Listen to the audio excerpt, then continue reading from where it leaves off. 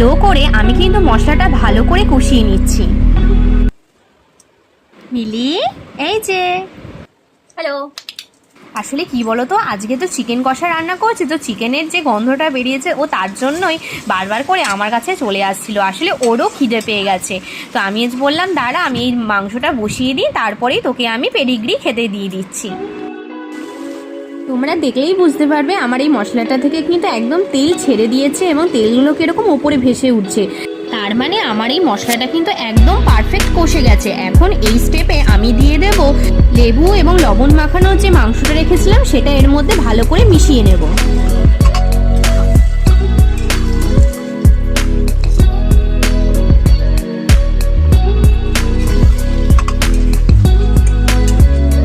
মাংসটা ভালো করে কষিয়ে নেব এবং আমি ঢাকা চাপা দিয়ে এখন চলো মিলিকে কিছু খেতে দিয়ে আসি।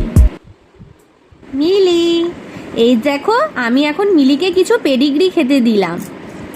হাত ধুয়ে চলেও এসেছি আমি আবার রান্নাঘরে। আর এইদিকে দেখো না, চিকেনগুলো কিন্তু আমার প্রায় অর্ধেক সেদ্ধ হয়ে গেছে আর রান্নাটা কিন্তু আর কিছুক্ষণ বাকি আছে।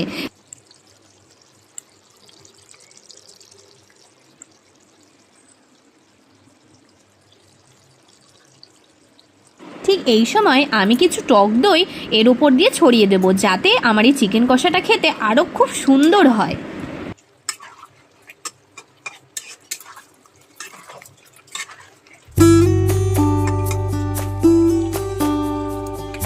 ভেজে রাখা আলুগুলো এখন আমি এক এক করে ওপরে সবগুলো দিয়ে ভালো করে মিশিয়ে ঢাকা চাপা দিয়ে আলুগুলো সেদ্ধ হয়ে গেলেই কিন্তু আমি ওপর থেকে কয়েকটা চেরা কাঁচা লঙ্কা এবং 1 চামচ মতো ঘি মিশিয়ে দিয়ে এবং ভাজা গরম মশলার গুঁড়ো দিয়ে আমি কিন্তু নামিয়ে নেব।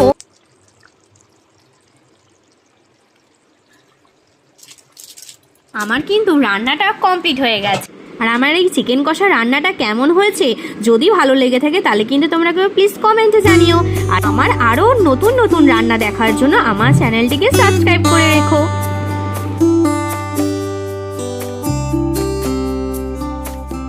তো আজকের রাতের খাবারে আমি রেখেছি বিরিয়ানি, চিকেন বিরিয়ানি আর তার সাথে চিকেন কষা। এইরকম রাতে দুটো খাবার থাকলে আর কিছু লাগে না। কি ঠিক বললাম তো? আর তোমাদের যদি আরো অন্য কিছু রান্না দেখতে চাও তো আমাকে কমেন্টে জানিও, আর আমি চেষ্টা করব নেক্সট ভিডিওতে সেই রান্নাটি তুলে ধরার।